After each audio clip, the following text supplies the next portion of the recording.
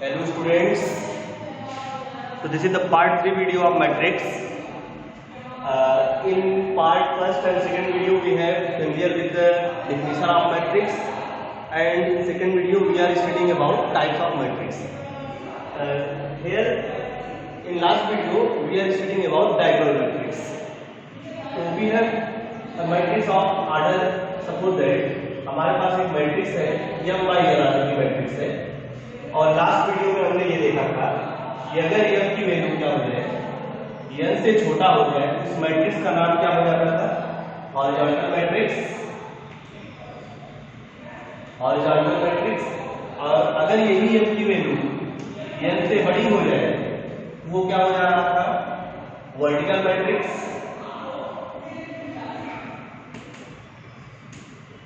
Vertical matrix अगर m की value n के बराबर हो तो इसी मैट्रिक्स का नाम है स्क्वायर मैट्रिक्स, जो कि इंपॉर्टेंट है। मैंने कहा था आपसे ये मैट्रिक्स आपके लिए इंपॉर्टेंट है, square matrix. Okay, now we are studying about the diagonal matrix. तो स्क्वायर मैट्रिक्स की बात होती है जिसमें नंबर ऑफ रोज और नंबर ऑफ कॉलम आपस में इक्वल हो जाए, तो वही हमारा स्क्वायर मैट्रिक्स था। और उसके बाद हम लोग स्क्वायर मैट्रिक्स के अंदर ही डायगोनल मैट्रिक्स की बात कर रहे थे कि डायगोनल मैट्रिक्स क्या है।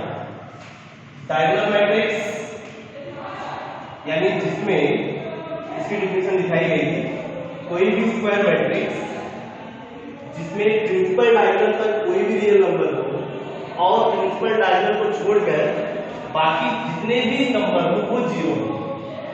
कुछ इस तरीके से डिवाइड की ये स्क्वायर मैट्रिक्स है, number of rose number of column equal है। तो जैसे डायगोनल मैट्रिक्स हमने ले लिया, डायगोनल एलिमेंट हमने ले लिया, ये वाला एलिमेंट ले लिया 3 2 -5, और बाकी और जो भी एलिमेंट है, जो भी और सभी एलिमेंट है हमने जीरो रख दिया। इसको जीरो लिख दिया, ये जीरो और ये जीरो। देखते हैं स्क्वायर मैट्रिक्स में हमने आपको बताया था कि डायगोनल क्या होगा। दो साइड के डायगोनल के लिए एक इस डायगोनल को हम कहते हैं प्रिंसिपल डायगोनल या मेन डायगोनल, और जो दूसरा डायगोनल होता है उसकी बात हम लोग नहीं कर रहे हैं यहाँ। तो जो प्रिंसिपल डायगोनल अगर स्क्वायर मैट्रिक्स एक प्रिंसिपल डायगोनल पर रियल नंबर बैठा, कोई भी रियल नंबर, जैसे यहाँ पे 3 है 2 है -5 है, बाकी प्रिंसिपल डायगोनल को छोड़कर अन्य जगह जो भी एलिमेंट हो हमारा जीरो हो जाए, तो उसको हम लोग क्या बोलते हैं कि वो हमारा डायगोनल मैट्रिक्स है। इसको मैथमेटिकली कुछ ऐसे लिखा गया था कि कोई भी मैट्रिक्स ऑफ ऑर्डर है, यानी क्या मतलब n by n ऑर्डर की मैट्रिक्स जिसका जो ijth एलिमेंट है, मान लो a अल्फा ij कर रहे हैं, alpha ij this is equal to 0 for i not equal to, तो उसको हम लोग क्या बोलेंगे? Diagonal matrix. i not equal to j का मतलब जैसे यहाँ पे a11 है, a12 a1, तो डायगोनल पर इसको कहेंगे कि ये a21 हो जाएगा, सेकंड रो फर्स्ट कॉलम, ये क्या हो जाएगा a22, ये हो जाएगा a32 a23, और ये आपका a31 a32 a33। तो डायगोनल पे देख रहे हैं a11 a22 a33, यानी डायगोनल पर i और j की वैल्यू इक्वल है, बाकी इसको छोड़कर हर जगह i और j की वैल्यू आपस में इक्वल नहीं है। यानी जब i और j आपस में इक्वल नहीं होगा तो वहां पर हम लोग क्या एलिमेंट लिख देंगे? जीरो लिख देंगे। बाकी यहाँ पर बात नहीं की जा रही है डायगोनल पर, तो यहाँ पे हम कोई भी रियल नंबर लिख सकते हैं। अगर यहाँ पर भी हमने सब जीरो लिख दिया तो वही जीरो मैट्रिक्स हो जाती है। जीरो मैट्रिक्स अपने आप में एक डायगोनल मैट्रिक्स कही जा सकती है। ठीक है, इसके बाद बात करते हैं स्केलर मैट्रिक्स की। What is the scalar matrix, इसको भी देख लीजिए। स्केलर मैट्रिक्स, स्केलर मैट्रिक्स, इसमें भी स्केलर मैट्रिक्स की कैसी मैट्रिक्स? स्क्वायर मैट्रिक्स होगी। स्क्वायर मैट्रिक्स लिखेंगे, स्क्वायर मैट्रिक्स, स्क्वायर का मतलब नंबर ऑफ रोज और number of column equal. Square matrix A of order n, of order n का मतलब n by n, of order n is said to be scalar matrix if and only क्या हो जाए?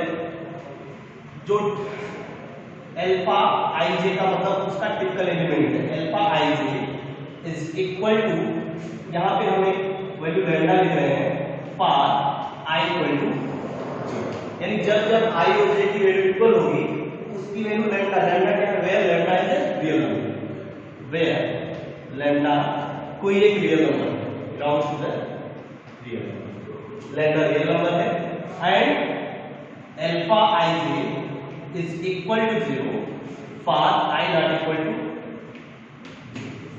बात समझ में?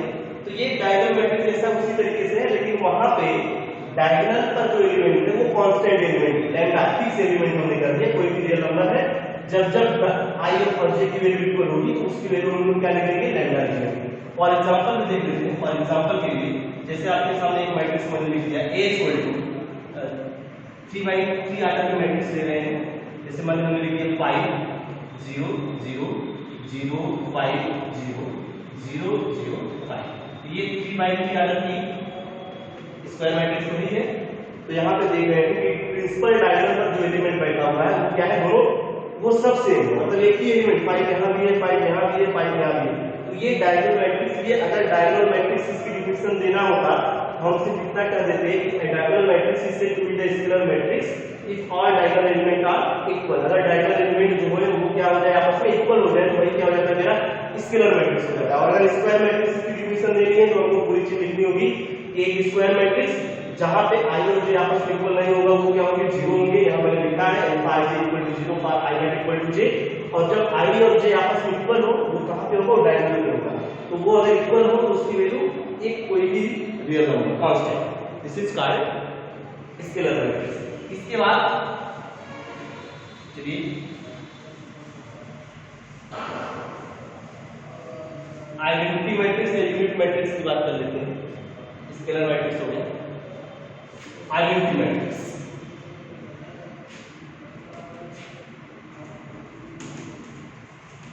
आइडेंटिटी मैट्रिक्स क्या होगा, तो ये भी कौन सी मैट्रिक्स, आइडेंटिटी मैट्रिक्स किसकी बनेगी, हमेशा याद रखिएगा स्क्वायर मैट्रिक्स का। यानी अगर मैट्रिक्स स्क्वायर मैट्रिक्स नहीं है तो वहां पे आइडेंटिटी मैट्रिक्स की बात नहीं करेंगे। Square matrix, square matrix is said to be identity matrix या यूनिट मैट्रिक्स जिसको कहते हैं, is said to be identity या फिर इसी को यूनिट मैट्रिक्स भी बोलते हैं, यूनिटरी मैट्रिक्स भी कहते हैं।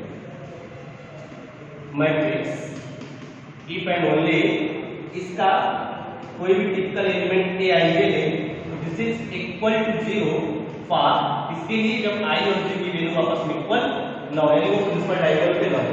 और अगर प्रिंसिपल डायगोनल पे वो एलिमेंट है aij equal to 1 for i equal to j, अगर इस तरीके की बात हो i और j की वैल्यू कहां तक, अगर हमने स्क्वायर मैट्रिक्स लिया है ऑफ ऑर्डर n का, square matrix of order n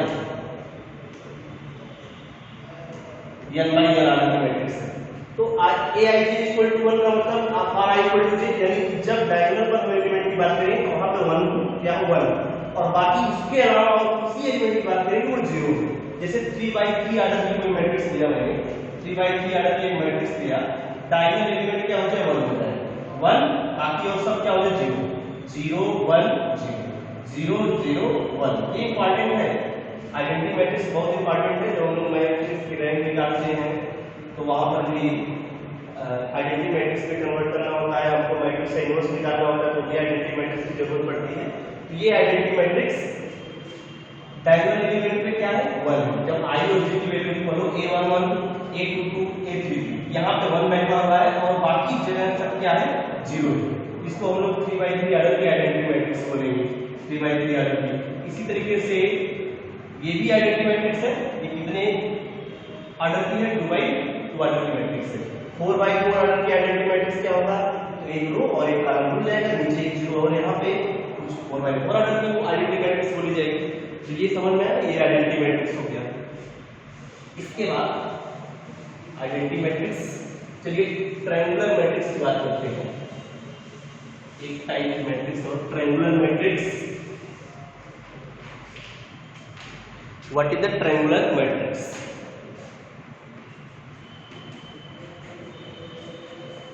triangular matrix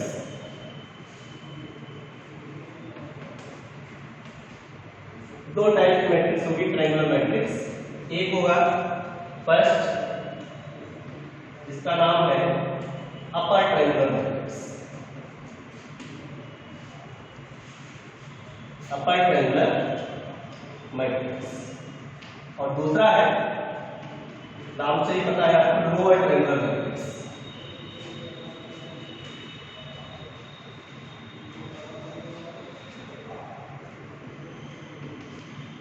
upper triangular matrix, lower triangular matrix. तो चलिए, अपर ट्रायंगुलर मैट्रिक्स क्या होगा, ये भी स्क्वायर मैट्रिक्स का ही एक टाइप का स्क्वायर मैट्रिक्स ही है। तो लिख सकते हैं कैसे, a square matrix of order n is said to be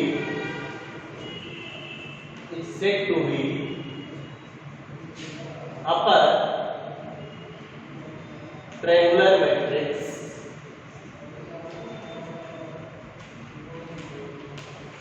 कब अपर ट्रायंगुलर मैट्रिक्स कहेंगे, तो कब, व्हेन इसका जो ith एलिमेंट है aij इज इक्वल टू, क्या लिखते हैं, 0 लिखते हैं। इसके लिए फॉर i ग्रेटर देन 0। बात समझिए, यानी कोई भी स्क्वायर मैट्रिक्स जब i की वैल्यू j से बड़ी हो, वहां पर अगर आपको 0 दिखे, और इसके अलावा i की वैल्यू j से छोटी हो, i की वैल्यू j से जब भी छोटी होगी, तो वहां पे आपको नॉन जीरो एलिमेंट दिखेगा, 0 भी दिख सकता है। तो जैसे मैं एक 3/3 स्क्वायर मैट्रिक्स 3/3 ऑर्डर की एक मैट्रिक्स ले रहा हूं, और इसको आप जरा एग्जांपल से ज्यादा समझ में आ जाएगा। जैसे मैंने यहां लिखा 1 2 3, यहां लिख दिया मैंने 0 4 5, यहां लिखा 0 0, और इसको लिख दिया 6। ये बात समझ रहे हैं। अभी ये कौन सा एलिमेंट है, यहां पे हम देखेंगे a11 कितना है, 1। a12 कितना लिखा हुआ है, 2 लिखा हुआ है। a13 कितना लिखा हुआ है, 3। a21 this is equal to 0, a22 this is equal to 4, a23 second row third column, second row third column, ये रो है और ये कॉलम। ये क्या लिखा हुआ है, a23 कितना लिखा हुआ है, 5। और आगे देख लेते हैं, a ये है third row first column, a31 this is equal to 0, a32 this is equal to also 0, a33 this element this is equal to 6। हम लोग क्या देख रहे हैं, a11 यानी जब देखिए जब i की वैल्यू j से बड़ी हो, कहां पे i की वैल्यू j से बड़ी हो, यहां पे नहीं हो रही है, यहां पे भी नहीं, यहां पे भी नहीं। ये देखिए 2 i की वैल्यू j से बड़ी है, 2 जो है 1 से बड़ा है, इसलिए हम क्या लिखा हुआ है, 0 लिखा हुआ है। तो आप ये समझिए, अपर ट्रायंगुलर का मतलब ये जो ट्रायंगल, इसका नाम ही है ट्रायंगल जैसा। अगर आप इस डायग्राम को देखेंगे, इस डायग्राम को देखिए और इसको देखिए बहुत ध्यान से, ये ट्रायंगल जैसा से ऊपर की तरफ दिख रहा है, जो कि नॉन जीरो एलिमेंट से मिलके बना है। और इस ट्रायंगल को छोड़ दे बाकी सारे एलिमेंट क्या है, 0 है। वही आपका ऐसा मैट्रिक्स क्या बोला जाएगा, अपर ट्रायंगुलर मैट्रिक्स। और इसी तरीके से अगर लोअर ट्रायंगुलर मैट्रिक्स की बात करेंगे, तो लोअर ट्रायंगुलर मैट्रिक्स में सारी डिफिनेशन यही होगी, square matrix of order n is said to be lower triangular matrix जब क्या हो, ऊपर की साइड आपको 0 दिखे और नीचे साइड में ट्रायंगल जैसा जो शेप नीचे दिख रहा है, यहां पे नॉन जीरो एलिमेंट दिखे। यानी लिख सकते हैं aij इक्वल टू 0, यानी ऊपर i की वैल्यू क्या होगी, जैसे छोटी होती है। प्रिंसिपल डायगोनल के ऊपर i की वैल्यू जो होती है वो j से क्या होती है, छोटी होती है। प्रिंसिपल डायगोनल के तो बराबर होती है, प्रिंसिपल डायगोनल के नीचे i की वैल्यू j से क्या होती है, बड़ी होती है। ये बात समझ लें। इस तरीके से लोअर ट्रायंगुलर मैट्रिक्स की भी डिफिनेशन हम लोग यहां पे दे सकते हैं। a square matrix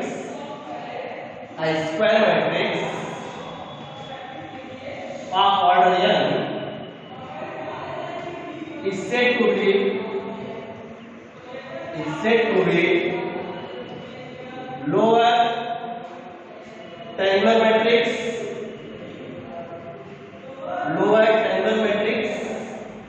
उसके लिए हम क्या लिखेंगे, if इसका कोई भी टिपिकल एलिमेंट aij का मतलब उस ऑर्डर n की जो मैट्रिक्स है उसका ये टिपिकल कोई भी एक एलिमेंट है, this is equal to 0 if कब, जब i की वैल्यू क्या हो जाए, जैसे छोटी हो जाए। जैसे छोटी होने का मतलब क्या होता है, प्रिंसिपल डायगोनल के ऊपर, इसके ऊपर 0 दिखे, इसके नीचे आपको क्या दिखे, वो कोई रियल नंबर। अब इसका एग्जांपल बना सकते हैं। जैसे 3/3 आर्डर, बात हम 3/3 आर्डर की मैट्रिक्स इसलिए ले रहे हैं क्योंकि हमारे सिलेबस में मैक्सिमम आर्डर की मैट्रिक्स रखी गई है 3/3 आर्डर की मैट्रिक्स। जैसे स्क्वायर मैट्रिक्स की बात करेंगे, एक मैट्रिक्स कुछ ऐसा ले लिया इस तरीके से -5 0 0 2 3 0 1 2 0। अब इस मैट्रिक्स के 3/3 आर्डर की मैट्रिक्स है, प्रिंसिपल डायगोनल की बात करेंगे, इसको 0 कर लेके यहाँ पर ले लेंगे प्रिंसिपल डायगोनल।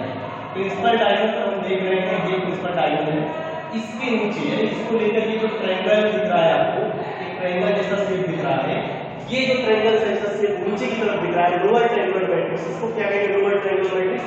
इसके ऊपर आपको सब 0 दिख रहा है, तो ये आपका हो गया lower triangle matrix.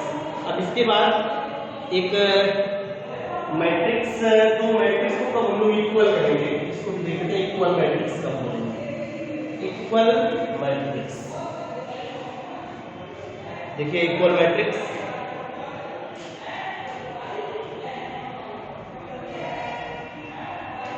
Equal matrix